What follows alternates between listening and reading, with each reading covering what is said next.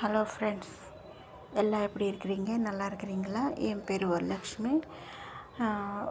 கருமாரி அம்மா திருவிழா நேற்று 3வது வெள்ளி நடந்திருக்குது. ரொம்ப சிறப்பாக நடந்துருந்துச்சு.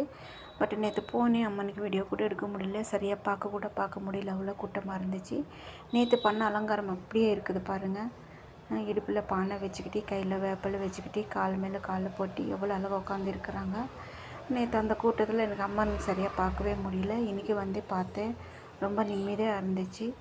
பக்தங்களை யாருமே இல்லை, 1-2 பேர் வராங்க. அதனால தான் அப்படியே உட்காந்துக்கிட்டு அம்மனுக்கு பார்த்து இது வேறு அலங்காரம். அம்மனுக்கு வந்து நைட்டு அலங்காரம் பண்ணி இது ஊருக்குள்ளே போயிருந்தாங்க அம்மா. அப்படி எல்லோரும் பார்த்துட்டு வந்தாங்க. இவங்க ரிட்டன் மறுபடியும் கோயிலுக்கு வர்றதுக்கு மறுபடியும் விடுங்காலையில் ஆயிடுச்சு.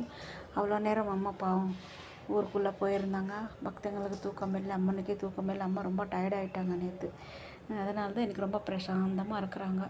சர்வே ஜன சுகுணோ பவந்து. வீடியோ பார்த்தா அத்தனை ஃப்ரெண்ட்ஸுக்குமே அம்மாவோட முழுசாக அனுகிரகம் கிடைக்கட்டும் அப்படின்னு சொல்லி வேண்டிக்கிறேன். Thank you so much.